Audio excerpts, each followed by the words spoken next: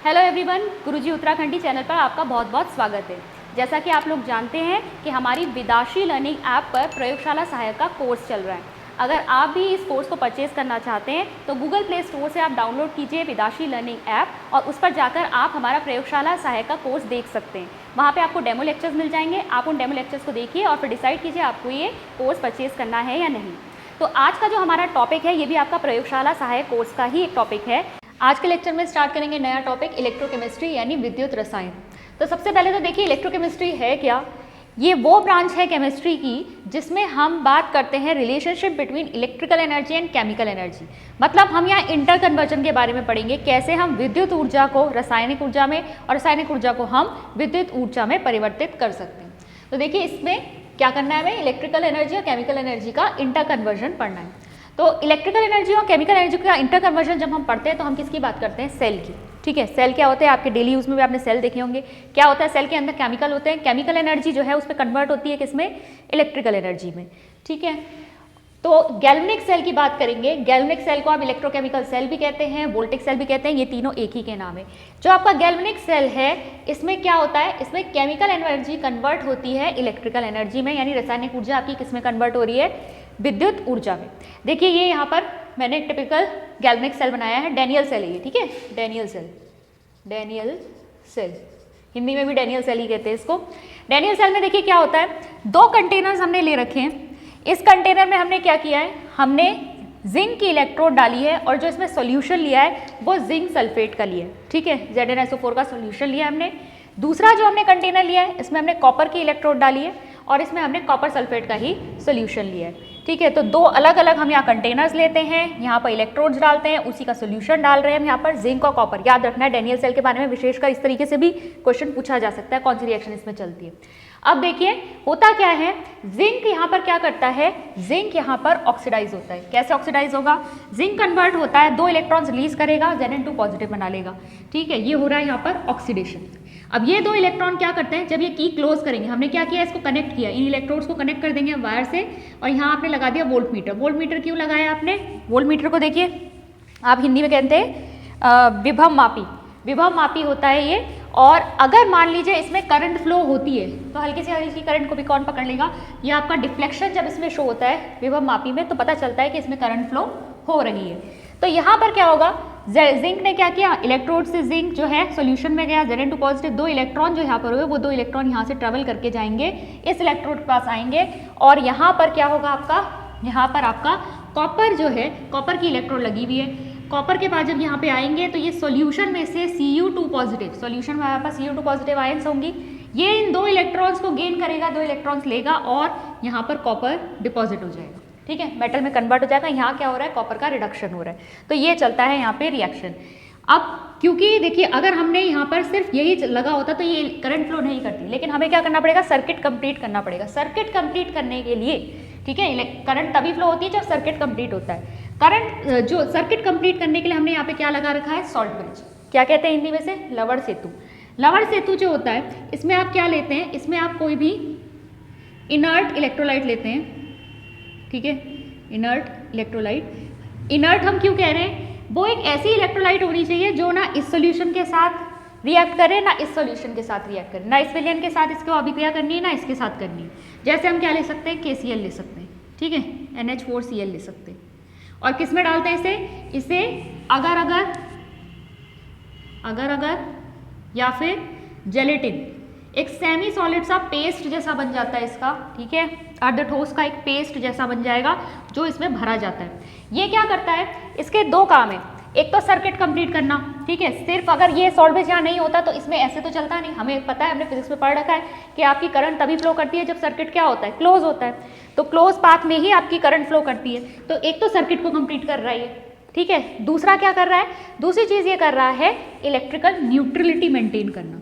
ठीक है, electrical neutrality, वैद्युत रूप से उदासीनता। आप कैसे, देखिए हम कह रहे हैं कि यहाँ से क्या हो रहा है, Zn2 पॉजिटिव सॉल्यूशन में जा रहा है और इलेक्ट्रॉन यहाँ से मूव कर रहा है, और इस तरफ हम कह रहे हैं कि इलेक्ट्रॉन यहाँ कॉपर की छड़ के ऊपर आ रहे हैं और Cu2 पॉजिटिव जो है यहाँ से इलेक्ट्रॉन गेन कर रहे हैं और इस पर इकट्ठे हो जा रहे हैं। अब होगा क्या, अगर ये प्रोसेस ऐसे ही चलता रहता तो क्या होता, यहाँ पर Zn2 पॉजिटिव की अधिकता हो जाती। ठीक है। पॉजिटिव चार्ज अगर यहाँ ज़्यादा हो जाता तो फिर ये इलेक्ट्रॉन को इधर से जाने थोड़ी ना देता, है ना, ये तो इसे अट्रैक्ट करके अपने पास ही रख लेगा। सेम चीज़ यहीं पे यहाँ पर भी यही होगी। बहुत समय तक अगर ये रिएक्शन चलेगी तो यहाँ पर क्या आएगा, यहाँ पर आपका SO4 नेगेटिव के जो एनाइंस है वो इकट्ठे हो जाएंगे। जब ये नेगेटिव चार्ज यहाँ आएगा तो इस इलेक्ट्रॉन को थोड़ा ना लेगा, ये इस इलेक्ट्रॉन को रिपेल करेगा, पीछे भेजेगा, तो ये रिएक्शन तो थोड़ी देर में ऐसे ही रुक जाएगी। तो इस इलेक्ट्रिकल न्यूट्रलिटी को मेंटेन करने के लिए अब आता है यहाँ पर सॉल्ट ब्रिज का काम। सॉल्ट ब्रिज में क्या होता है, क्योंकि यहाँ CO2 Zn2 पॉजिटिव ज़्यादा इकट्ठे होने लगे तो क्या होगा, जैसे मान लीजिए मैंने इसमें KCl ले रखा है, तो Cl नेगेटिव आयन क्या करेगा, वो यहाँ जाएगा, सॉल्यूशन के साथ रिएक्ट तो वो करेगा नहीं, अभिक्रिया वो करेगा नहीं, लेकिन क्या करेगा, इस पॉजिटिव चार्ज को न्यूट्रलाइज कर देगा, ठीक है। और ऐसे ही K पॉजिटिव की बात करेंगे, K पॉजिटिव यहाँ जाएगा और यहाँ पर जो SO4 नेगेटिव यानी एनाइन यानी ऋण आयन की वजह से जो यहाँ पर नेगेटिव चार्ज आ रहा था उसको वो न्यूट्रलाइज कर देगा, उसे उदासीन कर देगा। तो सॉल्ट ब्रिज के दो फंक्शन यहाँ पर होते हैं, पूछा जा सकता है तो ये याद रखना है। एक तो क्या करता है, ये सर्किट को कंप्लीट करता है, दूसरा ये क्या करता है, इलेक्ट्रिकल न्यूट्रलिटी बना के रखता है, ठीक है, वैद्युत रूप से यहाँ उदासीनता इन सॉल्यूशंस में, इन विलयनों में बनाकर रखेगा। अच्छा, अब अगर हमें ये देखना है कि हम सिर्फ इस कंटेनर की बात करें तो इसे आप कहते हैं हाफ सेल, अर्ध सेल कहा जाता है, ठीक है। अर्ध सेल में इसको यहाँ देख लेते हैं, ठीक है। अर्ध सेल में देखिए आपका कैसे इलेक्ट्रोड पोटेंशियल डेवलप हो रहा है।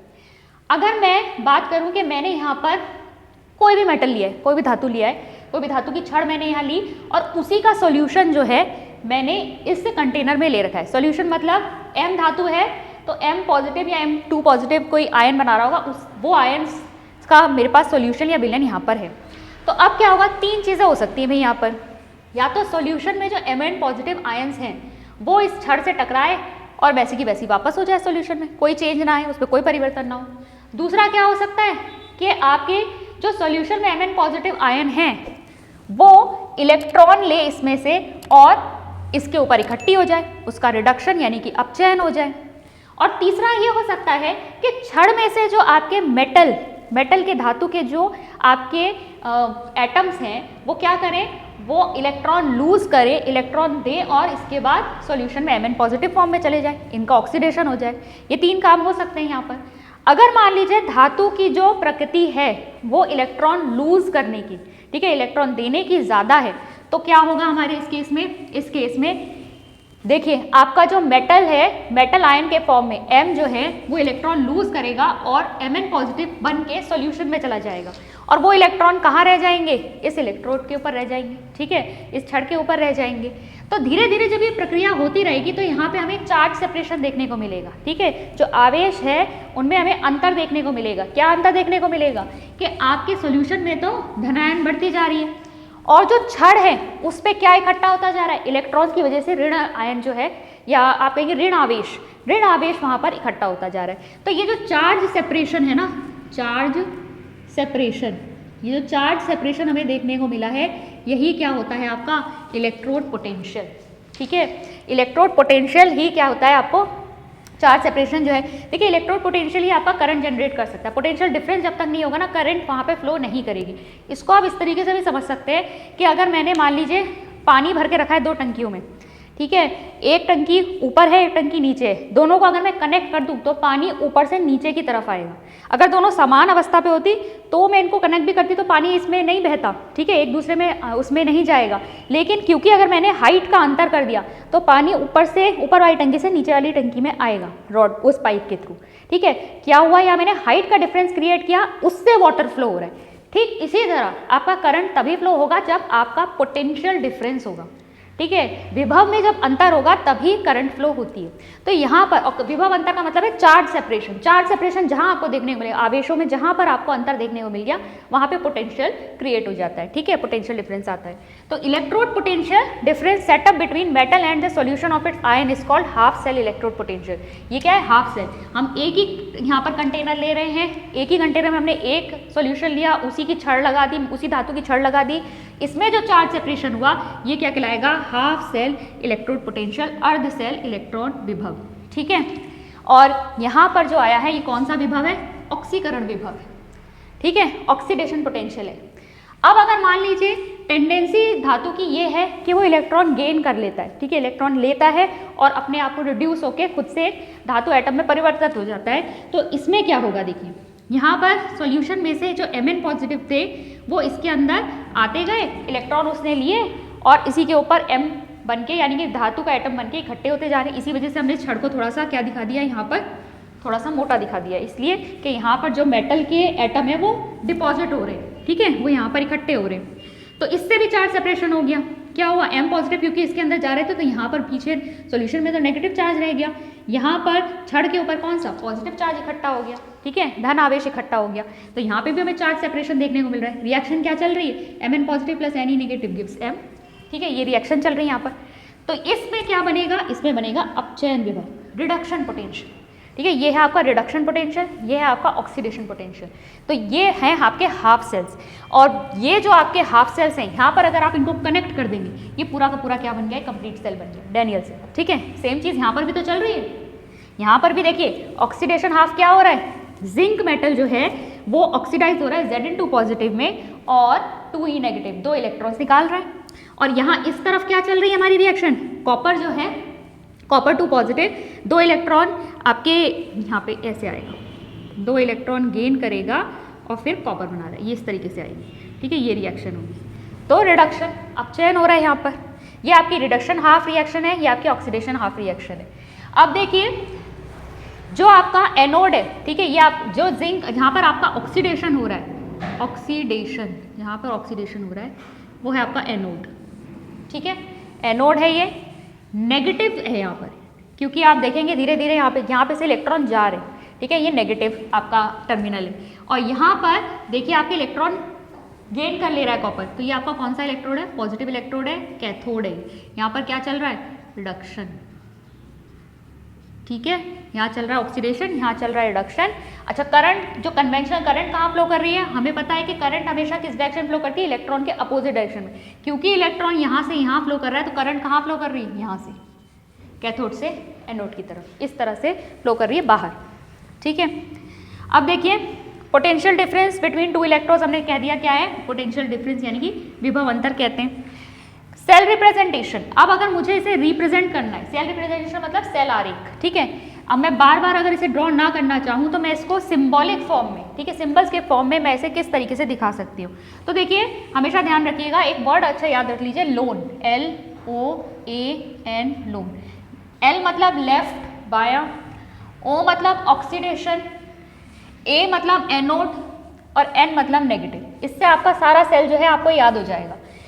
L लेफ्ट साइड पे, O ऑक्सीडेशन हो रहा है, A एनोड है, N नेगेटिव है।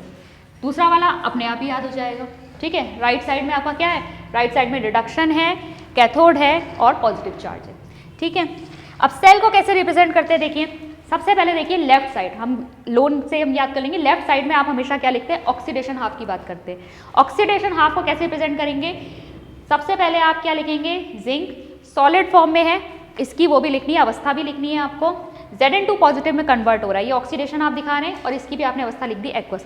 अगर आपको कंसंट्रेशन पता है, दे रखी है कंसंट्रेशन, तो आप इसके आगे कंसंट्रेशन भी लिख, मान लीजिए अगर 1 मोलर है तो इसके आगे आप ब्रैकेट में ऐसे भी लिख सकते हैं। मान लीजिए अगर मुझे यहाँ पर दिखानी है,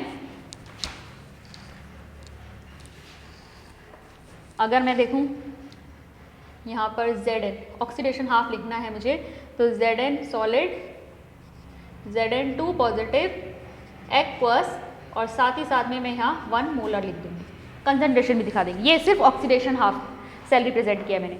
अब इसके बाद मैंने ये लगाई हैं 2 पैरेलल लाइंस, ये 2 जो पैरेलल लाइंस है ये आपकी क्या दिखा रही है, ये दिखा रही है सॉल्ट ब्रिज, जो आपका लवण सेतु है उसको रिप्रेजेंट कर रही है। फिर अब हम आते हैं, अब हम इस साइड का लिखेंगे, क्या लिखेंगे, रिडक्शन हाफ। रिडक्शन हाफ में क्या हो रहा है, सबसे पहले आपका Cu2 पॉजिटिव जो सॉल्यूशन में था एक्वस, और इसकी कंसंट्रेशन अगर आप लिखेंगे तो यहाँ पर लिखेंगे, फिर आप एक डंडा लगाएंगे और इसके बाद लिखेंगे कॉपर सॉलिड, तो आपकी रिडक्शन हाफ वाली रिएक्शन यहाँ आएगी, ऑक्सीडेशन हाफ वाली आएगी। तो ये आपका सेल रिप्रेजेंटेशन का मेथड है, ठीक है। सेल आरेख या सेल रिप्रेजेंटेशन इस तरीके से दिखाया जाता है। अच्छा, डैनियल सेल का जो स्टैंडर्ड इलेक्ट्रोड पोटेंशियल होता है वो कितना होता है, 1.10 वोल्ट, ठीक है, ये याद रख लीजिए। अच्छा, स्टैंडर्ड इलेक्ट्रोड पोटेंशियल से पहले देख लेते हैं कि आपका इलेक्ट्रोड पोटेंशियल है क्या। EMF या इलेक्ट्रोमोटिव फोर्स, विद्युत वाहक बल कहते हैं हिंदी में, दोनों अर्ध सेल के विभव का अंतर, ठीक है। हमने ये जो दोनों जो हमारे हाफ सेल्स थे इनको कनेक्ट कर दिया, इन दोनों में पोटेंशियल डिफरेंस होगा, इसका एक इलेक्ट्रोड पोटेंशियल है, इसका एक इलेक्ट्रोड पोटेंशियल है, उन दोनों के बीच में पोटेंशियल डिफरेंस होगा, ठीक है, विभव अंतर होगा। तो इन दोनों के बीच का जो विभव अंतर होता है वही होता है आपका विद्युत वाहक बल या इलेक्ट्रोमोटिव फोर्स, EMF। रिप्रेजेंट करते हैं इसे ई सेल से। ई सेल का फॉर्मूला देखिए क्या होता है, E cell is equal to E cathode minus E anode, ठीक है, E cathode minus E anode, ये कई जगह आपको लिखा हुआ मिल जाएगा, या फिर ई राइट माइनस ई लेफ्ट भी आपको लिखा हुआ मिलता है। लेकिन आपको क्या करना है, देखिए कैथोड एनोड में क्या है ना, यहाँ पर रिडक्शन और ऑक्सीडेशन के टर्म्स में दे रखा है, जबकि हम जब फॉर्मूले में रखते हैं तो दोनों के या तो रिडक्शन पोटेंशियल, दोनों के जो रखेंगे वो रिडक्शन पोटेंशियल्स रखेंगे। तो रिडक्शन पोटेंशियल्स देखिए आप कैसे निकालेंगे, अगर मान लो आपको एक का ऑक्सीडेशन पोटेंशियल पता है तो वही क्या होता है आपका, उसका नेगेटिव कर दो, वही रिडक्शन पोटेंशियल हो जाएगा, ठीक है। ऑक्सीडेशन को रिडक्शन में कन्वर्ट करने का क्या तरीका है, आपने साइन चेंज कर दिया तो वो उसका रिडक्शन पोटेंशियल हो जाएगा। तो यहाँ पर जो सही फॉर्मूला आपको याद करना है वो ये है कि फॉर्मूले में क्यों रखते हैं, दोनों रिडक्शन पोटेंशियल रखते हैं, तो E cell is equal to E reduction potential of cathode minus E reduction potential of anode, ठीक है। तो ये है फॉर्मूला जो आप यूज कर सकते हैं न्यूमेरिकल्स में, दोनों ही आपको क्या रखने, रिडक्शन पोटेंशियल्स रखने। अच्छा, अगर यही ई सेल यानी EMF इलेक्ट्रोमोटिव फोर्स अगर मैं स्टैंडर्ड कंडीशंस में निकालूं, मानक अवस्थाओं में निकालूं, मानक अवस्थाएं क्या हो जाएंगी, टेम्परेचर होना चाहिए 298 केल्विन, ठीक है, और जो कंसंट्रेशन है वो होनी चाहिए 1 मोलर यानी 1 मोल पर लीटर। अगर कंसंट्रेशन 1 मोलर है और जो आपका टेम्परेचर है 298 केल्विन है, इस पर अगर मैं EMF निकालूंगी सेल का तो वो हो जाएगा स्टैंडर्ड इलेक्ट्रोड पोटेंशियल, मानक विभव, ठीक है, मानव विद्युत वाहक बल।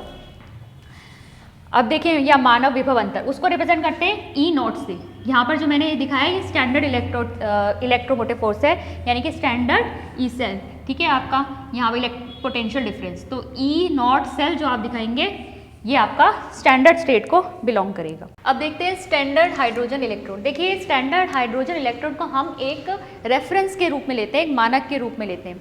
हमने हाफ सेल के बारे में पढ़ा, हम हाफ कंटेनर यानी हाफ सेल की जब हम बात कर रहे हैं तो उसकी हम कोई एब्सोल्यूट इलेक्ट्रोड पोटेंशियल हम उसका फाइंड आउट नहीं कर सकते। हम इलेक्ट्रोड पोटेंशियल फाइंड आउट इसलिए नहीं कर सकते कि एक बार चार्ज सेपरेट हो गया तो उसके बाद जो उसमें पोटेंशियल डिफरेंस है तभी क्रिएट, मतलब पोटेंशियल डिफरेंस उसमें कैसे क्रिएट होगा, जब हम उसे दूसरे हाफ सेल के साथ जोड़ेंगे तब हम उसका वो पोटेंशियल डिफरेंस मेजर कर सकते हैं। तो उससे मेजर करने के लिए हमें एक रेफरेंस की ज़रूरत है, मतलब हम केवल एब्सोल्यूट वैल्यूज उसके नहीं निकाल सकते, लेकिन अगर हमें उस हाफ सेल का इलेक्ट्रोड पोटेंशियल फाइंड करना है तो हमें उसे किसी रेफरेंस के साथ जोड़ के देखना पड़ेगा, जिस रेफरेंस को हम यहाँ पर क्या लेंगे, हाइड्रोजन इलेक्ट्रोड, ठीक है, स्टैंडर्ड हाइड्रोजन इलेक्ट्रोड। तो वैसे बहुत ज़्यादा समझने की तो जरूरत नहीं है, फिर भी मैंने ड्रॉ कर दिया है। यहाँ पर हम लेते क्या है, प्लैटिनम की एक वायर है जिसे ग्लास की ट्यूब में क्या किया जाता है, कनेक्ट किया जाता है, और यहाँ पर जो प्लैटिनम क्या ही यहाँ पे एक फॉइल लगी हुई है जिसके ऊपर ब्लैक प्लैटिनम से इसको कोट किया हुआ है। इसके बाद क्या किया जाता है, इसे सॉल्यूशन में डाला जाता है। इस कंटेनर में सॉल्यूशन जो डाला जाएगा वो 1 मोलर HCl होगा, हाइड्रोक्लोरिक एसिड, और इसके अंदर हाइड्रोजन गैस पंप की जाती है 298 केल्विन और 1 एटमॉस्फेयर प्रेशर पर, ठीक है। अब जो रिडक्शन और ऑक्सीडेशन होना है वो इस प्लैटिनम फॉइल पर ही होता है। अब हाइड्रोजन जो है यहाँ पर ऑक्सीडाइज भी हो सकती है, वहाँ पे रिड्यूस भी हो सकती है, दोनों की तरह एक्ट कर सकती है। तो अगर एनोड का काम करेगी ये एक्चुअली एनोड और कैथोड का काम अलग अलग क्यों कर रही है, हम इसे जिस भी हाफ सेल के साथ जोड़ेंगे, अगर मान लीजिए वो हाफ सेल जो है एज कैथोड रिएक्ट करेगा तो ये एनोड की तरह रिएक्ट करेगी, ठीक है, और अगर मान लीजिए जो हाफ सेल हम ले रहे हैं वो एनोड की तरह एक्ट करेगा तो ये कैथोड की तरह एक्ट करेगा। तो इसके अंदर ये कैपेबिलिटी है कि एनोड या कैथोड दोनों की तरह एक्ट कर सकता है। तो यहाँ पर देखिए इसको रिप्रेजेंट करने का इसका सेल रिप्रेजेंटेशन देखना, अगर हाफ सेल रिप्रेजेंटेशन तो इस तरीके से एनोड पे क्या काम होगा, एनोड अगर ये बन रहा है तो ये क्या करेगा, हाइड्रोजन इसमें क्या होगा, ऑक्सीडाइज होगा, किसमें, H पॉजिटिव आयंस पे। अगर ये कैथोड की तरह एक्ट करेगा तो यहाँ पर रिडक्शन होगा, ठीक है, H पॉजिटिव यहाँ से 2 इलेक्ट्रॉन गेन करके H2 यहाँ बन के रिड्यूस हो जाएगा। तो इसके हम क्या करते हैं, जो भी हाफ सेल हमें लेना है हम उसको इसके साथ कनेक्ट कर देते हैं और इसको लिया जाता है, इसका जो इलेक्ट्रोड पोटेंशियल है वो कितना लिया जाता है, 0। स्टैंडर्ड इलेक्ट्रोड पोटेंशियल हाइड्रोजन के केस में लिया जाता है 0, इसीलिए इसे एज अ रेफरेंस की तरह हम इस्तेमाल कर रहे हैं। अब इसके कंपैरिजन में हम जिस भी हाफ सेल का इलेक्ट्रोड पोटेंशियल देखेंगे इन स्टैंडर्ड कंडीशंस, ठीक है, स्टैंडर्ड कंडीशंस होनी चाहिए, मतलब जिस भी हाफ सेल को हम ले रहे हैं वो भी क्या होना चाहिए, 298 केल्विन पर, प्लस उसमें जो सोल्यूशन होना चाहिए हमारा मेटल का, ठीक है, धातु का ही देखेंगे। हाफ सेल की बात जो हमने करी वो यही करी हमने, धातु की छड़ लेते हैं, धातु के ही सॉल्यूशन में हम उसे लगाते हैं, वो हमारा सॉल्यूशन क्या होना चाहिए, 1 मोलर होना चाहिए। तो सॉल्यूशन का कंसंट्रेशन होना चाहिए, इसकी सांद्रता 1 मोलर, और जो उस पर टेम्परेचर है 298 केल्विन होना चाहिए। उसे जब हम इसके साथ कनेक्ट करके उसका इलेक्ट्रोड पोटेंशियल देखेंगे तो वो आएगा हमारा स्टैंडर्ड इलेक्ट्रोड पोटेंशियल। ठीक है, धातु का मानक इलेक्ट्रोड विभव। चलिए अब नेक्स्ट देखते हैं इलेक्ट्रोकेमिकल सीरीज। इलेक्ट्रोकेमिकल सीरीज या विद्युत रासायनिक श्रेणी, जिसे हम सक्रियता श्रेणी भी कहते हैं, अभी तक हम थोड़ा पढ़ते हुए आए हैं रिएक्टिविटी सीरीज के नाम से इसको, लेकिन वहाँ पर हमने कुछ ही मेटल्स के बारे में पढ़ा था और ऑलमोस्ट सारे सब जितने भी एलिमेंट्स होते हैं उनका अपना अपना रिडक्शन पोटेंशियल होता है। तो हमारा जो इलेक्ट्रोकेमिकल सीरीज है वो किस बेस से बनता है? तत्वों को मानक अपचयन के बढ़ते हुए क्रम में रखने पर सक्रियता श्रेणी प्राप्त होती है। यानी हम जितने भी एलिमेंट्स हैं अगर हम उन्हें increasing order of their standard reduction potentials में लगाएंगे, ठीक है, रिडक्शन पोटेंशियल्स लेते हैं सबके, अगर हम उस इंक्रीजिंग ऑर्डर में उसे लगा देंगे तो जो सीरीज हमें मिलेगी वो होती है हमारी इलेक्ट्रोकेमिकल सीरीज या फिर सक्रियता श्रेणी। अब देखिए सक्रियता श्रेणी में मैं यहाँ पर तो उसे ड्रॉ नहीं कर सकती, बहुत सारे एलिमेंट्स हैं, मैं एक शेयर कर दूंगी ग्रुप में। तो यहाँ पर देखिए जो आपका लिथियम होता है, लिथियम का जो रिडक्शन पोटेंशियल होगा वो लोएस्ट आएगा। ठीक है, सारे एलिमेंट्स में आपका लिथियम का रिडक्शन पोटेंशियल सबसे कम आता है, इसीलिए लिथियम जो है क्या है, इसका रिडक्शन पोटेंशियल लोएस्ट है, तो ये बहुत जल्दी ऑक्सीडाइज हो जाएगा, बहुत ही अच्छा ऑक्सीडाइजिंग और स्ट्रॉन्गेस्ट रिड्यूसिंग एजेंट है। खुद क्या होगा, ऑक्सीडाइज होगा और दूसरे को क्या करेगा, रिड्यूस करेगा। तो ये क्या है, अपने आप में एक अपचारक है, रिड्यूसिंग एजेंट है। तो strongest reducing agent electrochemical series के अकॉर्डिंग कौन हो गया, लिथियम, ये याद कर लीजिए। फिर फ्लोरीन को अगर आप देखेंगे तो आपको सबसे नीचे मिलेगा। ठीक है, इंक्रीजिंग ऑर्डर में अगर आप ऐसे लगा रहे हैं तो सबसे नीचे फ्लोरीन मिलेगा, सबसे ऊपर लिथियम मिलेगा। ठीक है, तो फ्लोरीन जो है आपका, इसका हाईएस्ट रिडक्शन पोटेंशियल होता है और इसीलिए क्योंकि इसका हाईएस्ट रिडक्शन पोटेंशियल है, ये स्ट्रॉन्गेस्ट ऑक्सीडाइजिंग एजेंट है। ठीक है, खुद रिड्यूस हो जाएगा, दूसरे को क्या कर देगा, ऑक्सीडाइज कर देगा, एक क्या है, ऑक्सीकारक है। तो ये दो चीज़ें आपको याद रखनी है। दूसरा, इसमें बीच में हाइड्रोजन भी होता है। इस सीरीज में आप देखेंगे अगर आपको तो लिस्ट में हाइड्रोजन भी दिखाई देगा, जिसका स्टैंडर्ड इलेक्ट्रोड पोटेंशियल क्या लिया हुआ होगा, 0। 0 से नीचे भी आपको कुछ एलिमेंट्स मिलेंगे, फिर हाइड्रोजन से नीचे भी आपको कुछ एलिमेंट्स मिलेंगे, हाइड्रोजन से ऊपर भी आपको एलिमेंट्स यहाँ पर देखने को मिलेंगे। अच्छा, अब इसका एप्लीकेशन हम कहाँ कहाँ करते हैं, तो पहला देखिए relative oxidising and reducing powers of substances. जब हम रिएक्टिविटी सीरीज को देखते हैं तो आपको पता चल जाता है कौन मेटल जो है वो ज़्यादा रिएक्टिव है, कौन कम रिएक्टिव है। इसी तरीके से इलेक्ट्रोकेमिकल सीरीज को जब आप देखेंगे तो आप इनके रिडक्शन पोटेंशियल्स के हिसाब से इनकी ऑक्सीडाइजिंग और रिड्यूसिंग पावर्स को कंपेयर कर सकते हैं। ठीक है, कौन कितना अच्छा रिड्यूसिंग एजेंट है, कौन कितना अच्छा ऑक्सीडाइजिंग एजेंट है। इसके अलावा स्टैंडर्ड इलेक्ट्रोड पोटेंशियल यानी कि ई सेल, ठीक है, ईएमएफ अगर आपको कैलकुलेट करना होता है स्टैंडर्ड ईएमएफ, तो वो भी आप कैलकुलेट कर सकते हैं इससे। जैसे मान लीजिए मैंने यहाँ पर एक दिखा रखा है, जिंक का रिडक्शन पोटेंशियल हमें दे रखा है, स्टैंडर्ड रिडक्शन पोटेंशियल, ठीक है, मानक अपचयन विभव है यहाँ पर -0.76 वोल्ट और सिल्वर का दे रखा है यहाँ पर 80 वोल्ट। ठीक है, हमें साफ साफ पता चल रहा है कि जो सिल्वर का रिडक्शन पोटेंशियल है वो ज़्यादा है। तो अगर इन दोनों में अगर हम कनेक्ट करते हैं, अगर इसका सेल बनाएंगे तो रिडक्शन कहाँ पे होगा, इस पर। जिस पर रिडक्शन होता है वो क्या होता है आपका कैथोड, दूसरे वाले पे क्या होगा, ऑक्सीडेशन, वो जाएगा आपका एनोड। तो यहाँ सिल्वर जो है आपका कैथोड की तरह करेगा और जिंक जो है आपका एनोड की तरह करेगा। ध्यान रख लीजिए, ये आपके न्यूमेरिकल्स में भी काम आएगा। ठीक है, अगर आपको दोनों के रिडक्शन पोटेंशियल दे रखे हैं और आपसे कहा जाए कि अगर हम इसे सेल एज अ सेल इसे यूज़ करें तो कहाँ पर आपका रिडक्शन और कहाँ पे ऑक्सीडेशन हो रहा है, आप कैसे पता लगाएंगे। जिसका रिडक्शन पोटेंशियल ज़्यादा है वहाँ रिडक्शन होगा, दूसरे का क्या होगा, ऑक्सीडेशन होगा।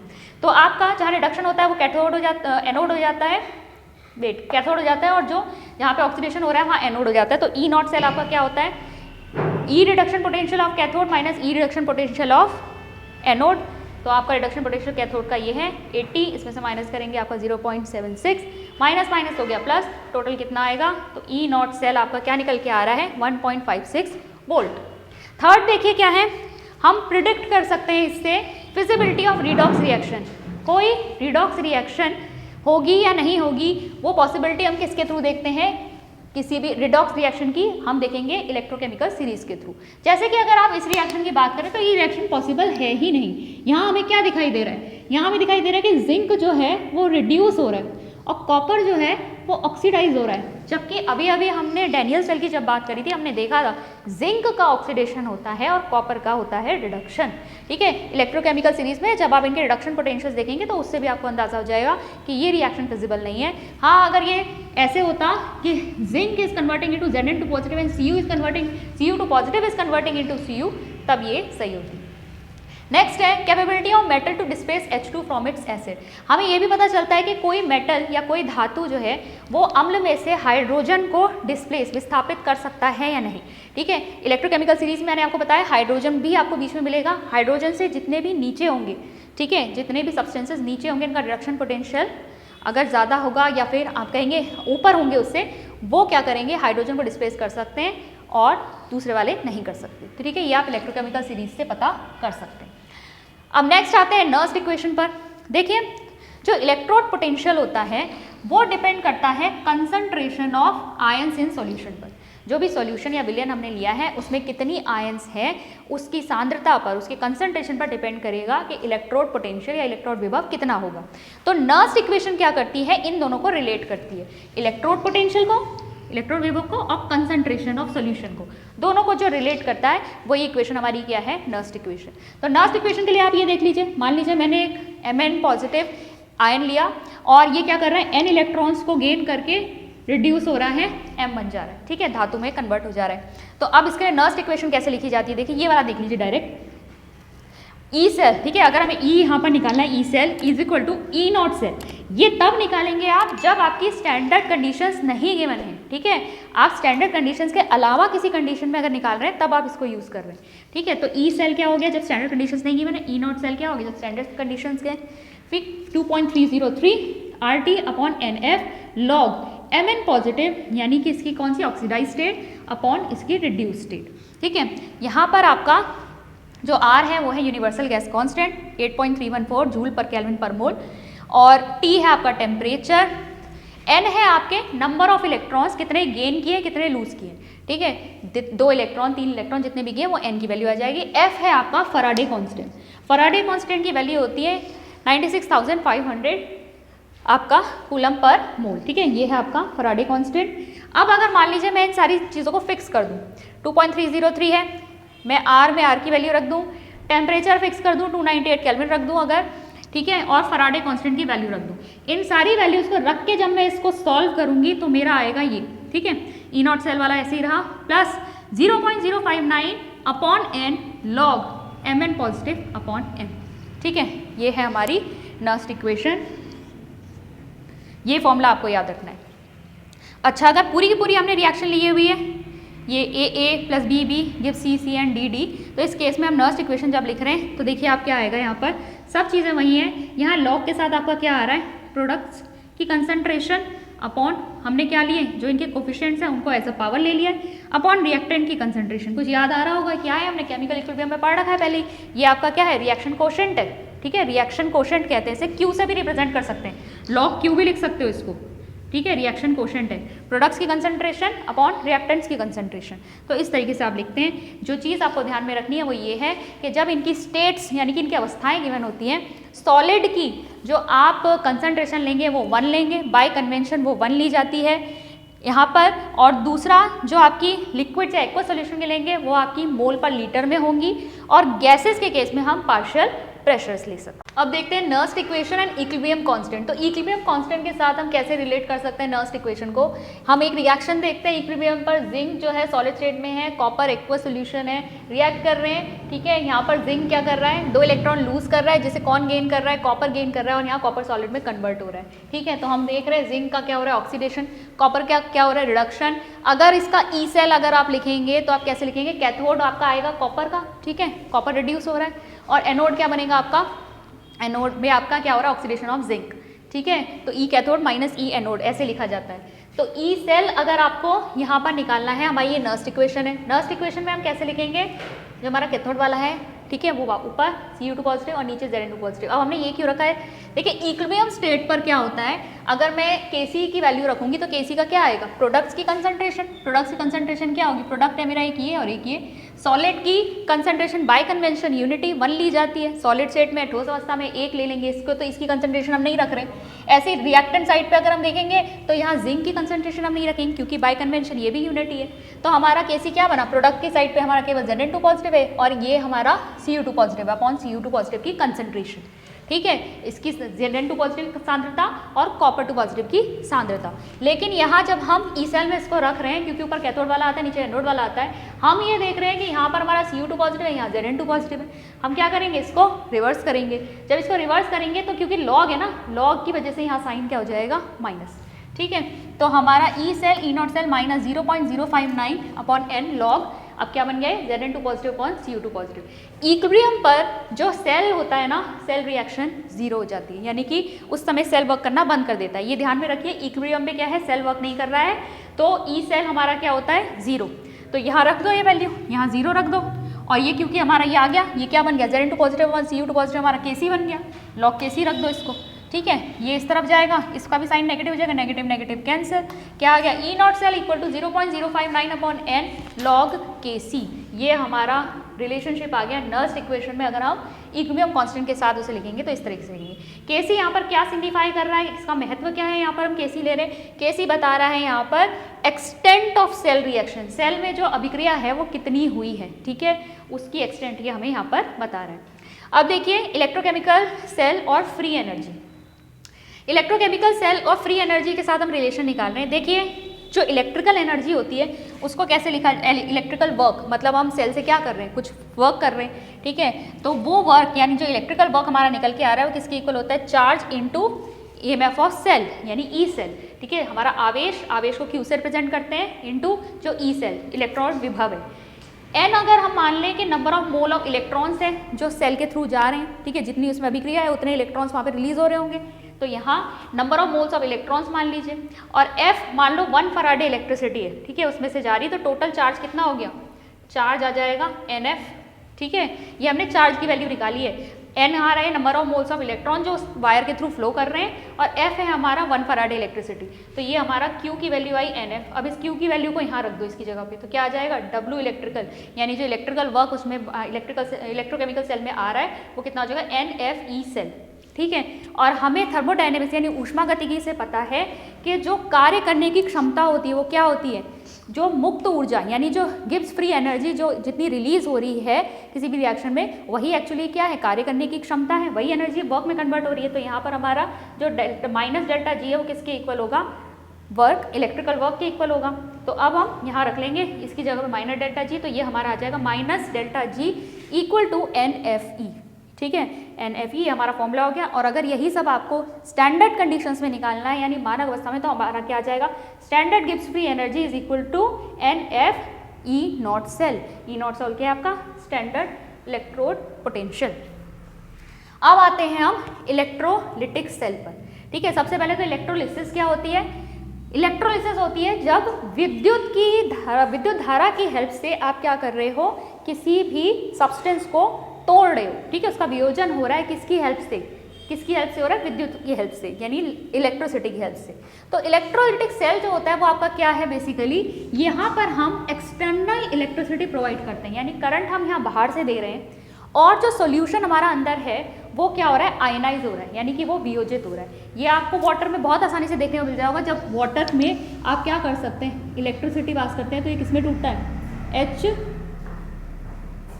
H positive 2H positive plus half O2 negative. ये देखते हैं हम इलेक्ट्रोलिसिस में, कई बार पढ़ चुके हैं आप तो केमिस्ट्री में हम इस चीज़ को।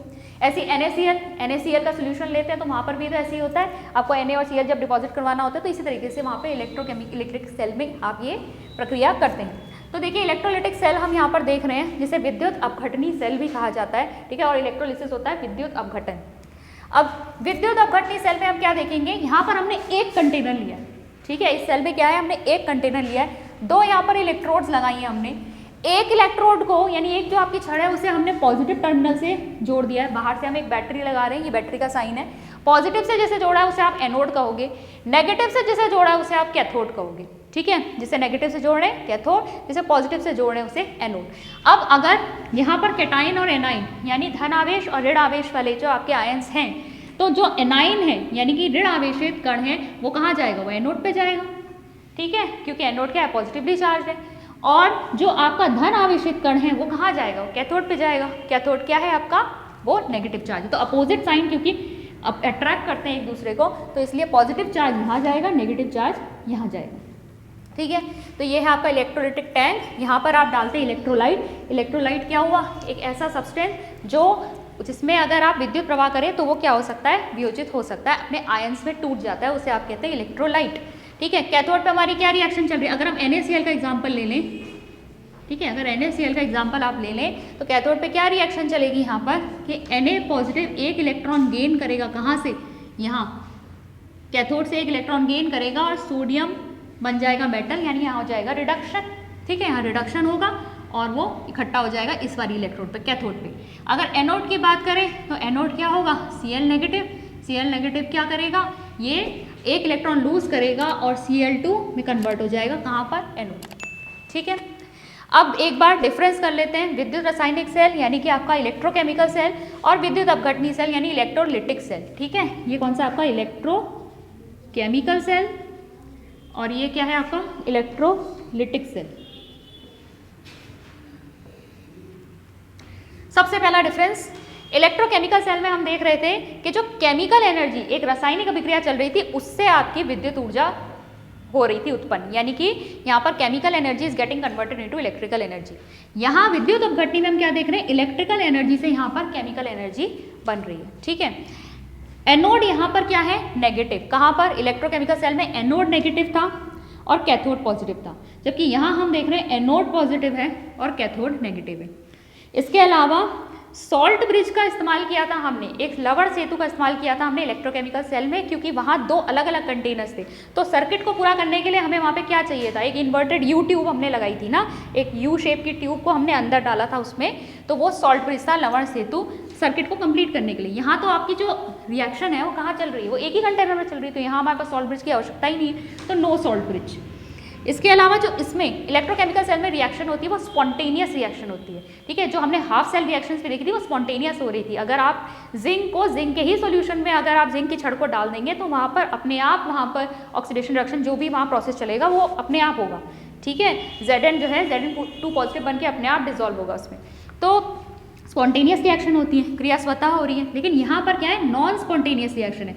जब तक हम बाहर से यहाँ पर इलेक्ट्रिकल एनर्जी प्रोवाइड कर रहे हैं तब तक ये रिएक्शन चल रही है। अगर आपने वहाँ से इलेक्ट्रिक सप्लाई देनी बंद कर दी तो ये रिएक्शन यहाँ बंद हो जाएगी। ठीक है, वाटर के इलेक्ट्रोलिसिस में भी हमने देखा है, वाटर का इलेक्ट्रोलिसिस तब तक होता है जब तक आप वहाँ पर इलेक्ट्रिक सप्लाई दे रहे, करंट फ्लो कर रहा है, करंट आपने बंद कर दी वहाँ पर तो इलेक्ट्रोलिसिस होनी बंद हो जाएगी।